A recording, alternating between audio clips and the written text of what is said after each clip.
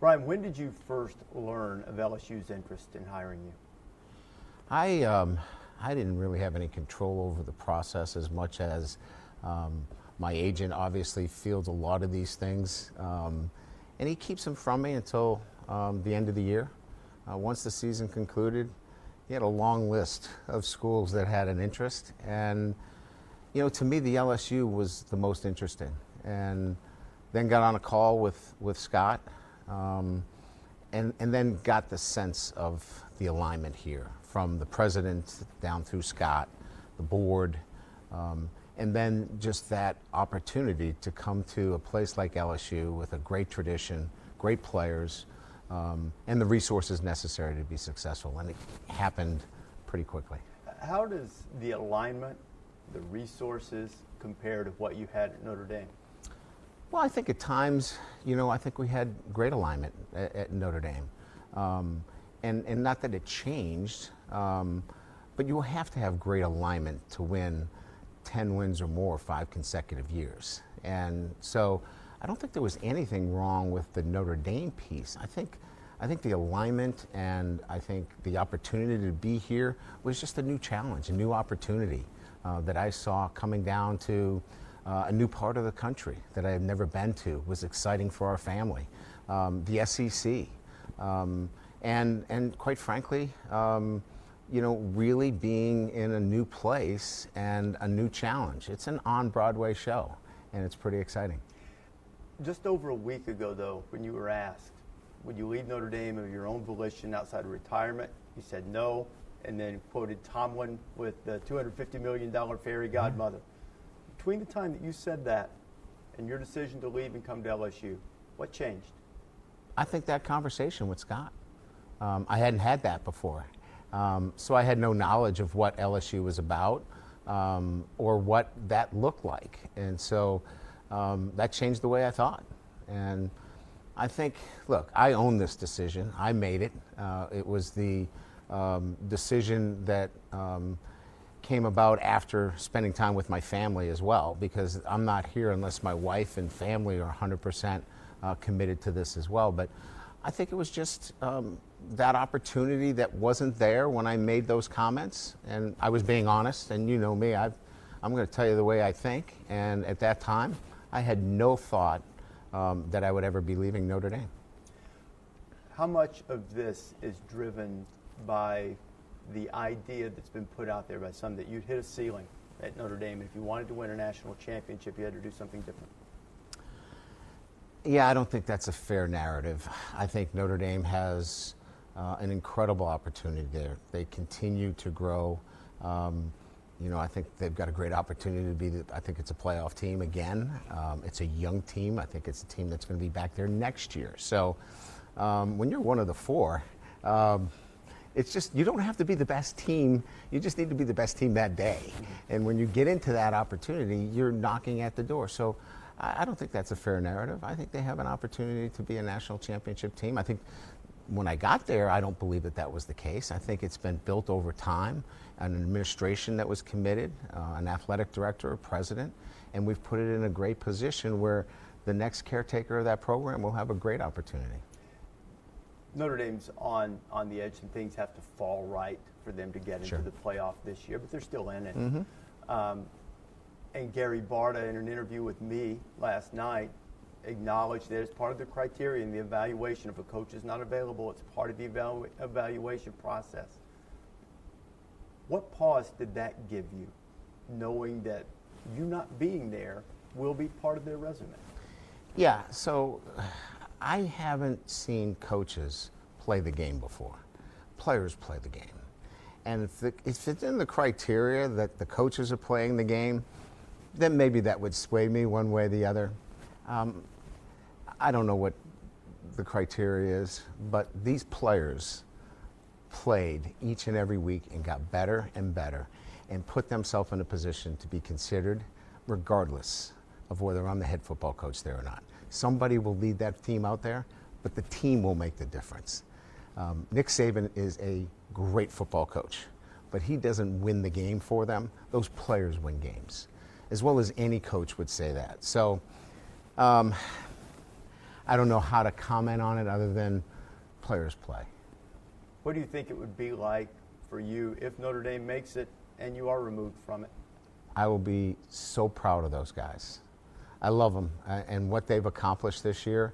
Young players, veteran players, the staff. There won't be somebody that's more proud of their accomplishment than me. What was the first meeting like with your players here? Your new players. Yeah, right, the new players, now, yeah. You know, I used in the press conference meet and greet because that's really what it is. They don't know me. I don't really know them well enough. But what was important is to let them know why I'm here. And I'm at LSU because I want to coach them. I want to develop them. I wanted to tell them what my why is. I do this because I love developing 18 to 21-year-olds, and I want to develop you. And here are the standards. You know, we want to graduate you, and we want you to win championships. And the resources are here, the support's here, and as a head football coach, I can't think of a better place to do that, and I want to do it with you. Now, it's going to take time. We're going to have to build trust. It doesn't happen today, but this is our first opportunity for me to get in front of you. But we'll have more meetings that will be more substantive on who we are, how we do this, what our process is. But for today, I'm here because I want to be here. How do you do that? How do you build trust when you walk into a situation that's unfamiliar to you and to them? Other than after you tell them we're going to meet, what are the tangible things that will happen over the next several weeks to build trust? Yeah, words and deeds backed up by action. Like, I'm going to tell them some things, and I'm going to have to do them. I'm going to have to put some things in place, and we're going to have to hold each other accountable to them. It's like anything else. I mean, we're going to build it as we go. Every single day, we're going to add to that bank of trust, or we're going to pull out from that bank of trust. So that's a process. That's not going to happen overnight, but we have time, and we'll do that every single day. So we'll set up standards and expectations, and as we go along and get a chance to know each other better and better, we'll gradually work towards that trust. For the last several years, for all of the great success that LSU's has, 2019 National Championship, Les Miles had several teams that were good, there was always a feeling around the program that there was a little undercurrent of chaos. It was a little bit of a tight wire. What does Brian Kelly being the head coach at LSU mean for that? 31 years of having a process of how to do things on a day-to-day basis, a clear vision. Our mission will be to graduate champions. Our vision will be traits will be more important than talent. We're going to have talent, but our traits and how we do things will be most important, and we'll do those things on a day-to-day basis. Our support staff, all the things that we have here, will have standards of how to operate on a day-to-day basis. That's something that I carry with me for every program that I've been, and it's been successful. So it'll be much more Rece process over outcome. We won't worry about the outcome. We know what it needs to be, but it'll be process over outcome. All of the jobs you've had, like Grand Valley, Cincinnati, and certainly Notre Dame is one of the great traditions and brands in the history of the sport.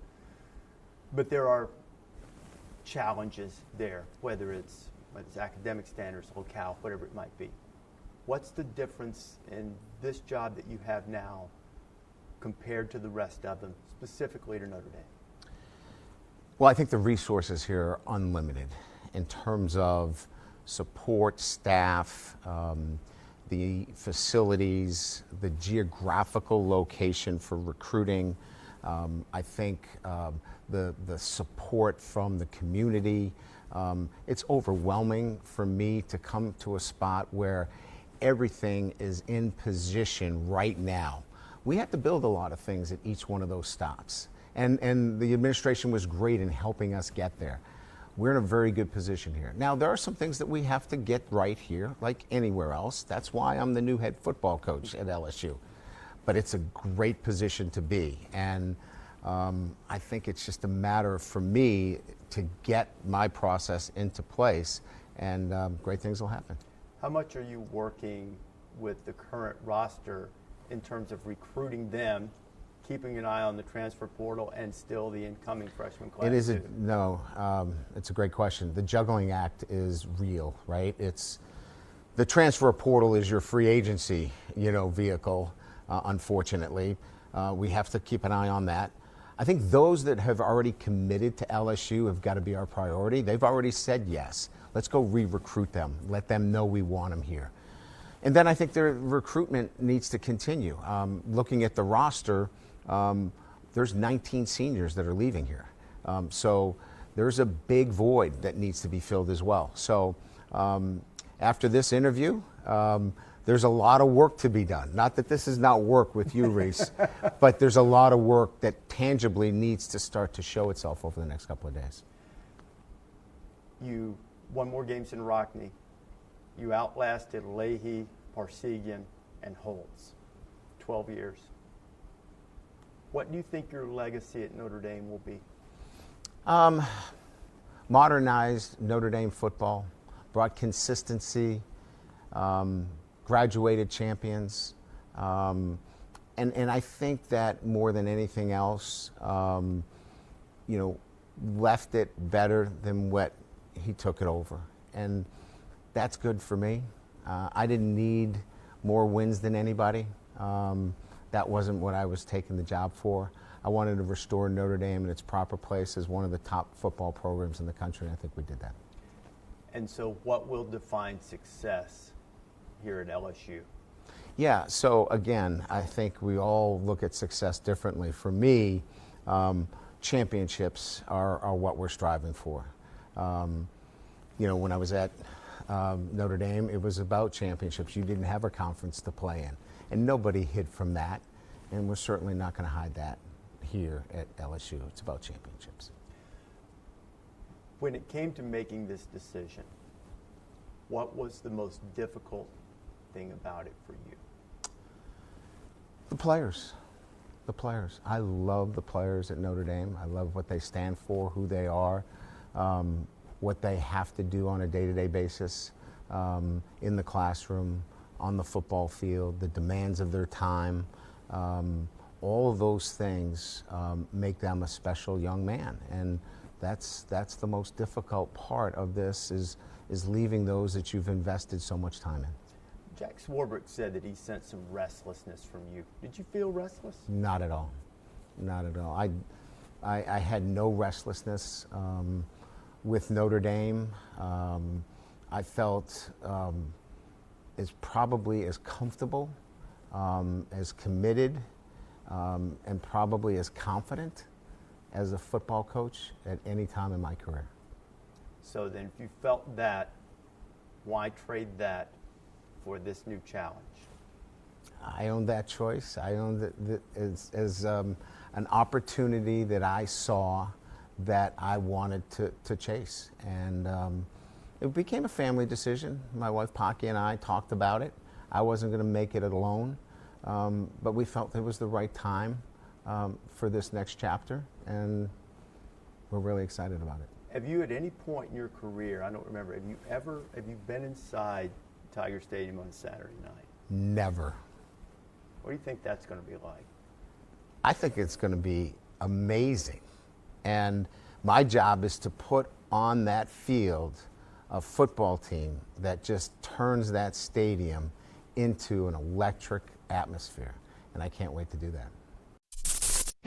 Thanks for watching ESPN on YouTube. For live streaming sports and premium content, subscribe to ESPN+.